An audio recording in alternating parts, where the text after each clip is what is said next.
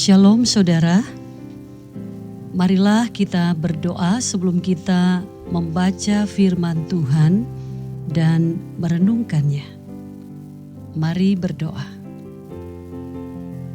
Firman-Mu Tuhan berkuasa untuk selama-lamanya. Ya Bapa, terima kasih bila Engkau telah menaruh di hati kami kesukaan mempelajari firman. Kiranya dalam mencari kehendak-Mu, kami menemukannya melalui sabda Tuhan. Sebab melalui sabda-Mu lah Allah yang hidup dan yang abadi itu, kami percaya Tuhan akan mengubahkan kami dan menjadikan kami sebagai manusia baru yang bukannya lahir dari manusia, melainkan dari Bapa yang abadi.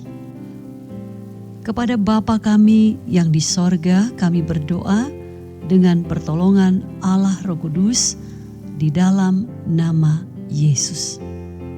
Amin. Saudara, marilah kita membaca 1 Korintus pasal 10 ayat 14 sampai 33. Karena itu saudara-saudaraku yang kekasih, jauhilah penyembahan berhala. Aku berbicara kepadamu sebagai orang-orang yang bijaksana. Pertimbangkanlah sendiri apa yang aku katakan. Bukankah cawan pengucapan syukur yang atasnya kita ucapkan syukur adalah persekutuan dengan darah Kristus? Bukankah roti yang kita pecah-pecahkan adalah persekutuan dengan tubuh Kristus? Karena roti adalah satu, maka kita sekalipun banyak adalah satu tubuh, karena kita semua mendapat bagian dalam roti yang satu itu. Perhatikanlah bangsa Israel menurut daging. Bukankah mereka yang makan apa yang dipersembahkan mendapat bagian dalam pelayanan mezbah? Apakah yang kumaksudkan dengan perkataan itu? Bahwa persembahan berhala adalah sesuatu, atau bahwa berhala adalah sesuatu? Bukan. Apa yang kumaksudkan ialah bahwa persembahan mereka adalah persembahan kepada roh-roh jahat, bukan kepada Allah. Dan aku tidak mau bahwa kamu bersekutu dengan roh-roh jahat. Kamu tidak dapat mendapat bagian dalam perjamuan Tuhan dan juga dalam perjamuan roh-roh jahat. Atau maukah kita membangkitkan cemburu Tuhan? Apakah kita lebih kuat daripada Dia? Segala sesuatu diperbolehkan, benar, tetapi bukan segala sesuatu berguna. Segala sesuatu diperbolehkan, benar, tetapi bukan segala sesuatu membangun. Jangan seorang pun yang mencari keuntungannya sendiri, tetapi hendaklah tiap-tiap orang mencari keuntungan orang lain. Kamu boleh makan segala sesuatu yang dijual di pasar daging tanpa mengadakan pemeriksaan karena keberatan-keberatan hati nurani. Karena bumi serta segala isinya adalah milik Tuhan. Kalau kamu diundang makan oleh seorang yang tidak percaya dan undangan itu kamu terima, makanlah apa saja yang dihidangkan kepadamu tanpa mengadakan pemeriksaan karena keberatan-keberatan hati nurani. Tetapi kalau seorang berkata kepadamu, itu persembahan berhala, janganlah engkau memakannya oleh karena dia yang mengatakan hal itu kepadamu dan karena keberatan-keberatan hati nurani. Yang aku maksudkan dengan keberatan-keberatan bukanlah keberatan-keberatan hati nuranimu sendiri, tetapi keberatan-keberatan hati nurani orang lain itu. Mungkin ada orang yang berkata, mengapa kebebasanku harus ditentukan oleh keberatan-keberatan hati nurani orang lain? Kalau aku pengucap syukur atas apa yang aku turut memakannya, mengapa orang berkata jahat tentang aku karena makanan yang atasnya aku mengucap syukur? Aku menjawab, jika engkau makan atau jika engkau minum atau jika engkau melakukan sesuatu yang lain, lakukanlah semuanya itu untuk kemuliaan Allah.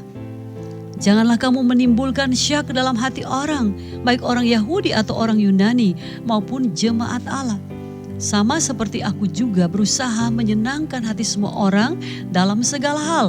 bukan untuk kepentingan diriku, tetapi untuk kepentingan orang banyak, supaya mereka beroleh selamat. Saudara, agak aneh di zaman kita ini bila menjumpai adanya orang Kristen aktif dalam pelayanan, tetapi juga melakukan praktek penyembahan berhala. Mungkin saudara bisa kaget, tetapi itulah saudara kenyataannya bahwa di zaman ini ada orang-orang tertentu yang beriman pada Yesus Kristus, tetapi saudara di belakangnya ia juga menjadi penyembah berhala. Karena berharap memperoleh keuntungan dari penyembahannya itu. Saudara, di zaman yang semakin maju ini ada orang yang tidak menyadari kalau iblis pun dengan segala kejahatannya berperang melawan orang percaya dengan taktiknya yang menipu sesuai perkembangan zaman. Orang boleh mengelak saudara dan berkata, "Oh, saya tidak menyembah patung atau jimat-jimat." Tetapi harap saudara kita sadar bahwa penyembahan berhala pun ternyata sudah bergeser cara kerjanya, yakni lebih mengikuti tren zaman. Banyak orang tanpa sadar telah terjerumus pada gaya penyembahan yang baru itu. Pada waktu saudara, iblis membuat hati mereka tidak lagi berfokus atau berpusat kepada Tuhan. Dan hal-hal itu bisa dalam bentuk pekerjaankah, hobikah, karirkah, bahkan saudara jangan heran dalam pelayanan sekalipun iblis dapat bekerja mengikat seseorang untuk menjauhkan hatinya, hidupnya dari Tuhan. Inilah saudara yang dinamakan dengan berhala modern. Orang dapat mengatakan, "Saya tidak menyembah berhala secara fisik." Tetapi bisa jadi saudara tanpa ia sadari ia sedang terikat dengan melakukan praktek hidup penyembahan modern.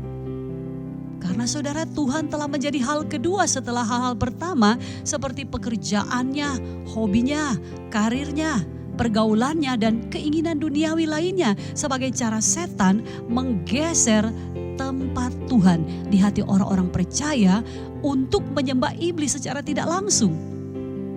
Padahal saudara, segala sesuatu yang telah mengambil tempat Allah adalah penyembahan terhadap berhala. Saudara, Tuhan adalah Allah yang cemburu. Dia sendiri yang mengatakannya, saudara. Tuhan tidak ingin umatnya menyembah Allah lain selain dirinya. Dan apa yang Allah cemburui, saudara, bahwa apapun yang merupakan milik kepunyaannya hanya boleh diberikan kepada Allah saja, saudara. Oleh karena itu, apapun yang dilakukan oleh anak-anak Tuhan seharusnya semuanya dilakukan untuk kemuliaan Tuhan. Inilah saudara yang diingatkan Rasul Paulus kepada jemaat di Korintus yang menghadapi masalah soal penyembahan berhala. Agar yang dilakukan orang percaya adalah untuk memuliakan Allah.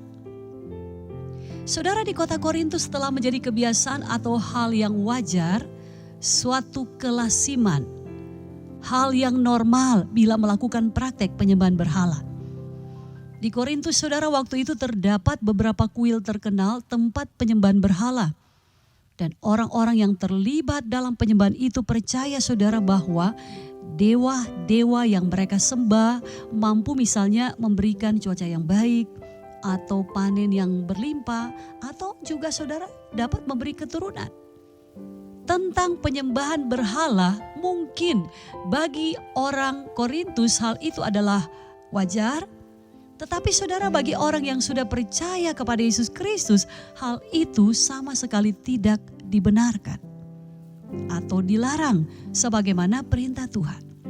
Bahwa sudah sejak nenek moyang Israel dari dulu Allah sudah menyatakan, jangan ada padamu Allah lain di hadapanku. Dan jangan sujud menyembah dan beribadah kepadanya. Sayangnya saudara, dampak penyembahan ini ternyata telah mempengaruhi kehidupan orang percaya di waktu itu. Dan bagi Paulus ini bukanlah masalah yang sepele. Paulus tegaskan saudara, jauhilah penyembahan berhala. Menarik saudara, langkah yang harus diambil melalui masalah itu adalah Paulus katakan menjauh. Teks Yunaninya saudara piengete, melarikan diri. Atau Alkitab terjemahan bahasa Manado oleh Lembaga Alkitab Indonesia ayat 14 diterjemahkan ngoni jang bas sembayang pa opo-opo. Saudara, Paulus memberikan apa alasan mengapa orang percaya harus menjauhkan diri dari penyembahan berhala. Karena orang Kristen telah berada di dalam Kristus. Ia sudah bersatu dengan Kristus yang ditandai melalui perjamuan kudus. Bahwa roti dan cawan perjamuan kudus melambangkan kematian dan pengorbanan Yesus Kristus yang telah mengampuni dosa dan membentuk keluarga baru dengan memberikan tubuhnya dan darahnya bagi orang-orang percaya. Sebab itu saudara, melalui perjamuan kudus ditegaskan bahwa betapa terikatnya atau telah bersatunya orang-orang percaya dengan Kristus. Dan di antara orang percaya itu sendiri semuanya adalah satu tubuh. Itulah berkat yang diterima melalui perjamuan kudus. Saudara, seorang ibu parubaya didiagnosa menderita gagal ginjal kronis. Maka saudara perlu pengobatan medis.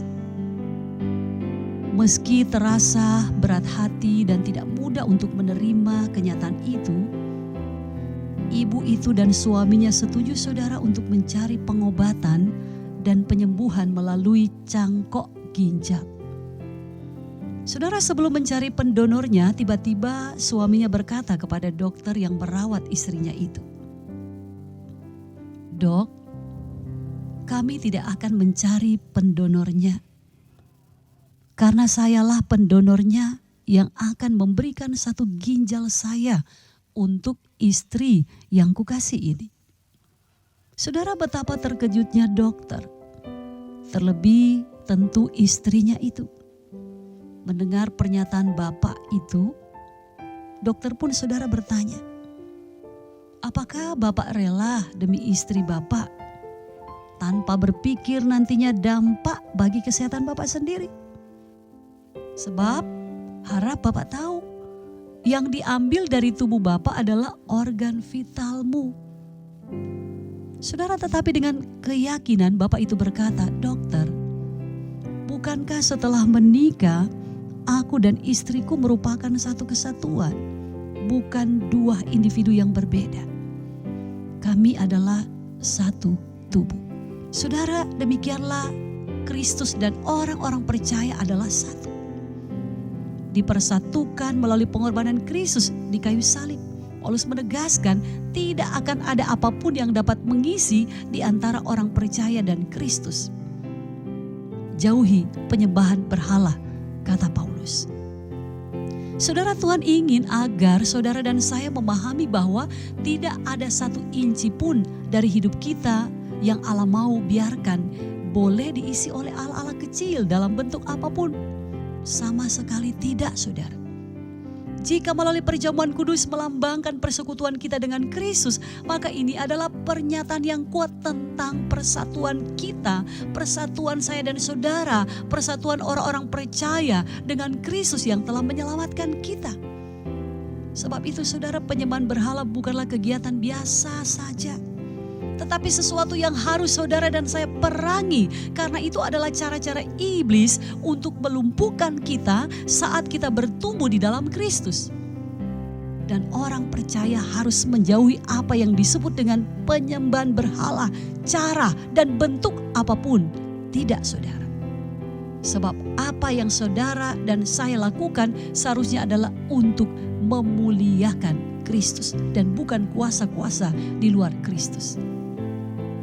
Saudara, pada ayat 18 Paulus menjelaskan dengan mengutip praktek ibadah perjanjian lama bahwa umat yang mempersembahkan korban kepada Allah, mereka makan saudara apa yang menjadi bagiannya. dan kepada Allah Israel lah tujuan persembahan dan penyembahan mereka. Jadi bagaimana mungkin, kata Paulus, orang percaya di Korintus yang telah bersekutu, bersatu di dalam kematian dan kebangkitan Kristus melalui meja perjamuan kudus ditandai persatuan itu, lalu saudara mereka juga bersatu lagi dengan berhala. Saudara, Paulus tegaskan kamu tidak dapat minum dari cawan Tuhan dan juga dari cawan roh-roh jahat. Pada perjamuan Tuhan, orang percaya telah diikut sertakan dalam penebusan Kristus. Demikian pula jika ikut serta di dalam pesta penyembahan berhala, maka mereka pun ikut serta menyembah roh-roh jahat. Saudara, roh jahat adalah roh setan yang dapat memasuki dan menguasai serta mempengaruhi seseorang sehingga orang itu berbuat dosa. Dan menurut pandangan orang Yahudi di waktu itu, roh-roh jahat adalah utusan atau hamba iblis. Nah, saudara, kesalahan beberapa anggota jemaat Korintus di waktu itu adalah kegagalan mereka untuk membedakan manakah yang dimaksud dengan sebuah kebenaran dan ketidakbenaran. Mereka gagal, saudara, membedakan manakah hal-hal yang kudus dan hal-hal yang cemar, antara yang dari Kristus dan yang dari si jahat. Dan bahayanya, saudara, mereka telah berkompromi dengan si jahat karena di belakang penyembahan berhala, benda mati itu adalah si iblis. Sayangnya, saudara, beberapa jemaat tidak mengerti kecemburuan Allah yang kudus terhadap orang yang berzina dengan Allah lain. Saudara, Paulus memerintahkan para pembacanya untuk lari, menjauh dari penyembahan berhala. Karena berpartisipasi dalam penyembahan berhala dengan cara apapun berarti berpartisipasi dengan setan. Saudara, setelah menyimpan uangnya di loteng rumahnya, bapak itu berpikir inilah tempat yang paling aman sebagai penyimpanan uang. Bahkan saudara, istrinya tidak mengetahui bahwa persis di atas loteng kamar suaminya telah menyimpan beberapa tumpuk uang. Setiap malam istrinya mulai memperhatikan ada hal yang berubah menjelang tidur suaminya, yang sebelumnya malas berdoa, sekarang saudara mulutnya mulai komat kamit dan tatapannya saudara ke arah loteng rumah. Istrinya berpikir, bersyukurlah kalau suami saya sudah mulai rajin berdoa. Padahal saudara, bapak itu sementara bergumam semoga uang ini aman. Setiap malam saudara ia berucap demikian sebelum tidur dalam gumamnya itu. Mari saudara kita ingat, apakah sebelum tidur pikiran yang terakhir ada di benak kita? Atau juga apa yang pertama kita pikirkan saat kita bangun? Bahkan apa yang ada di dalam hayalan kita sepanjang hari? Mari saudara kita mulai menguji banyak kali atau sering kali semuanya berkaitan dengan benda atau sesuatu yang kita sayangi, sesuatu yang kita percaya. Benar, benar saudara. Semuanya adalah hal atau benda atau orang yang kita harapkan memberikan kepuasan. Saudara, harap kita ingat bahwa setiap sasaran atau keinginan kita yang telah menjadi lebih penting daripada Allah, semuanya merupakan Allah-Allah yang sebenarnya telah merebut kesetiaan kita dari Allah dan diam-diam kita dikendalikan. Saudara, jika kita ingin menyingkap berhala di hati kita, perhatikanlah saudara pikiran-pikiran yang mendominasi. Karena apa yang sering kita pikirkan mungkin telah menjadi suatu berhala di dalam hidup kita. Demikian penyembahan berhala masih menjadi suatu bahaya bagi orang Kristen, saudara. Karena ada orang-orang tertentu dan bisa jadi orang itu adalah seorang yang aktif dalam pelayanan gereja. Walaupun kegiatannya tidak selalu terbuka atau kelihatan, berhala biasanya saudara lebih terselubung dan sulit dikenali karena mereka mengisi tempat-tempat tersembunyi saudara di dalam hati seseorang. Dan orang juga yang mempraktekannya banyak kali saudara yang mempraktekkan secara sembunyi-sembunyi. Saudara, di dunia ini Kita harus ingat bahwa cuma Allah saja di dalam Yesus Kristus yang dapat memuaskan kebutuhan hati kita yang terdalam dan membuat kita benar-benar hidup. Itulah sebabnya kita perlu mengindahkan nasihat yang penuh kasih dari Rasul Paulus. Saudara-saudaraku yang kekasih, jauhilah penyembahan berhala, sebab mengambil bagian dalam penyembahan berhala sama dengan telah bersatu dan berkompromi dengan si jahat. Saudara dan saya yang telah bersatu dengan Kristus, jangan pernah bersatu dengan si jahat. Kita harus memuliakan Tuhan, bukan roh jahat saudara, bukan pekerjaan iblis lainnya yang hanya akan memisahkan kita dengan Yesus Kristus. Saudara, di Korintus, orang-orang kafir yang mempersembahkan persembahan kepada dewa-dewanya itu, daging persembahan berhala sebagai sisa-sisa dari hewan yang dikurbankan sebagai kurban pribadi maupun kurban umum, ada bagian-bagian tertentu dari daging yang tersisa, saudara, diatur dengan aturan sebagai berikut. Kalau hewan itu dikurbankan sebagai persembahan pribadi, maka daging sisanya bisa dimanfaatkan untuk hidangan pesta dengan mengundang para kerabat pihak yang mempersembahkan kurban. Selanjutnya, bila hewan itu dikurbankan sebagai persembahan umum, maka daging yang tersisa sesudah bagian-bagian yang diinginkan diambil oleh para pejabat, saudara.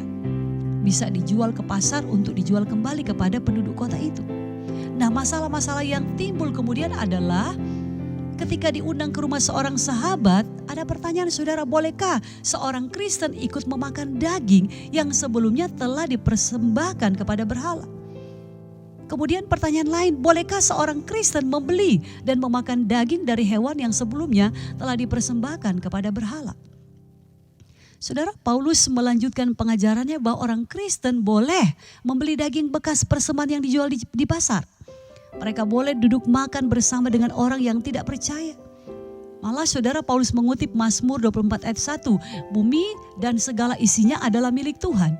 Artinya karena segala sesuatu berasal dari Tuhan, makanan apapun dapat dimakan.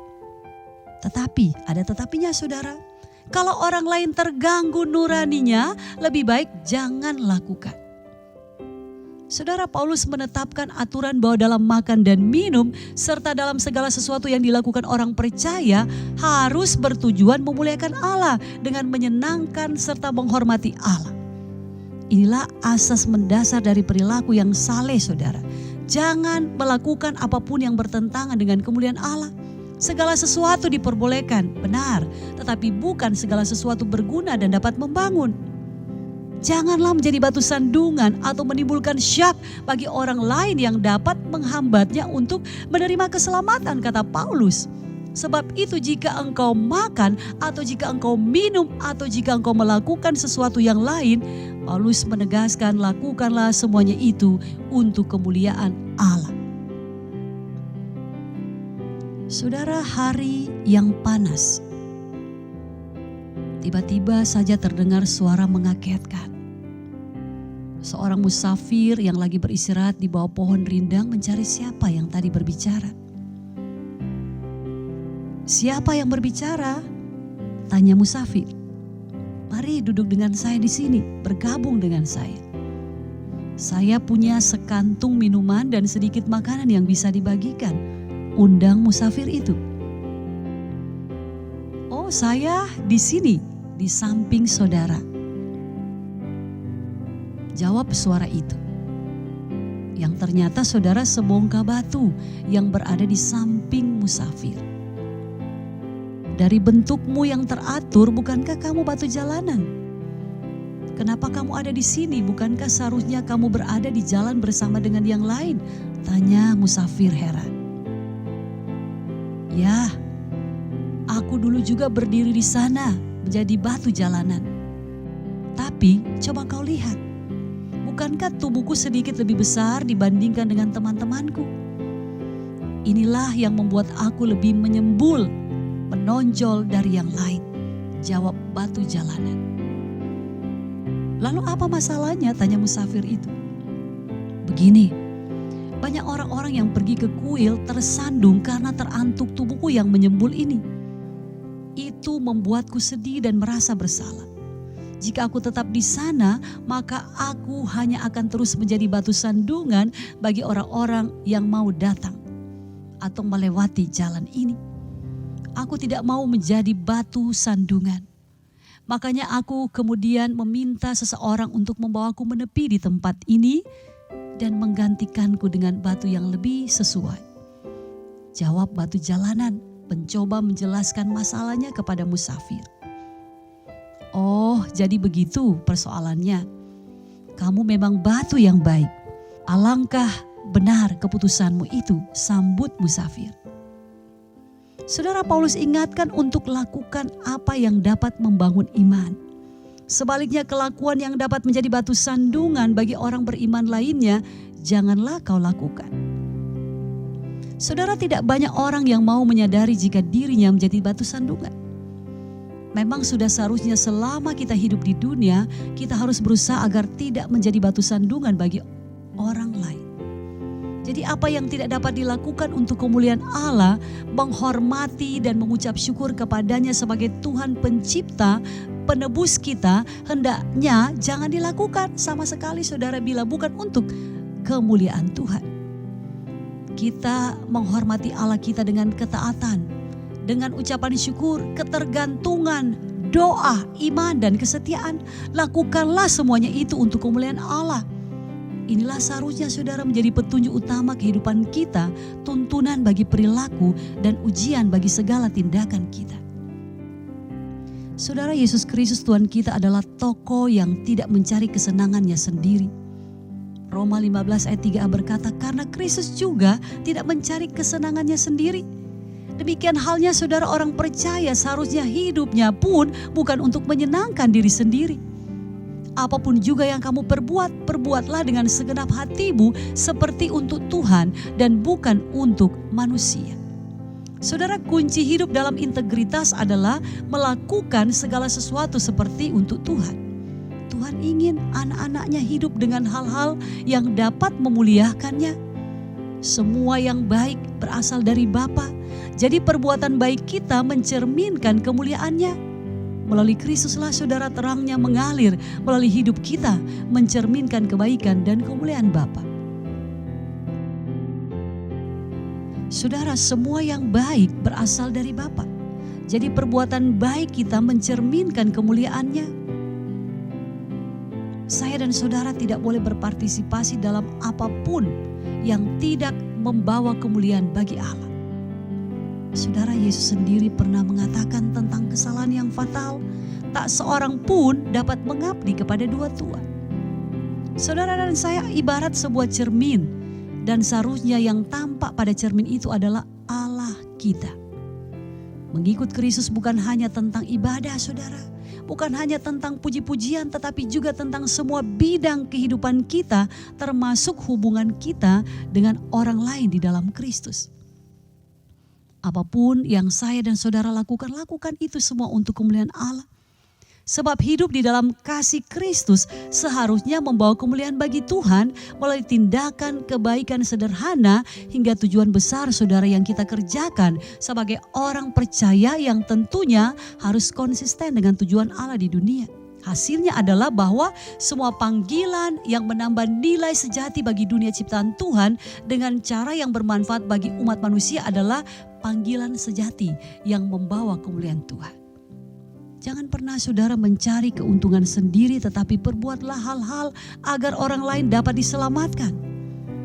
Saya dan saudara harus membawa kemuliaan bagi Tuhan dalam segala hal yang kita lakukan atau memilih untuk tidak melakukannya. Apakah melakukan hal ini dan itu akan membangun orang lain dan menjadi baik bagi sesama maupun bagi diri saya dan bertujuan akan membawa kemuliaan bagi Tuhan, atau malah sebaliknya menjadi batu sandungan bagi orang lain untuk menikmati keselamatan? Karena itu, saudara, kerjakanlah sesuatu yang saat ini Tuhan percayakan kepada saudara dan saya dengan hati dan tujuan untuk melayani Tuhan, untuk membuat Tuhan senang, bukan untuk menyukakan manusia. Saudara, semua bentuk penyembahan berhala menghina kemuliaan Allah dan mencelah nama Allah. Seluruh pelayanan Kristus di bumi memuliakan Allah kita. Jadi apapun yang baik dan benar, mari saudara kita lakukan untuk memuliakan Tuhan. Roma 11 ayat 36 berkata, sebab segala sesuatu adalah dari Dia dan oleh Dia dan kepada Dia. Bagi Dialah kemuliaan sampai selama-lamanya. Terpujilah Kristus. Amin.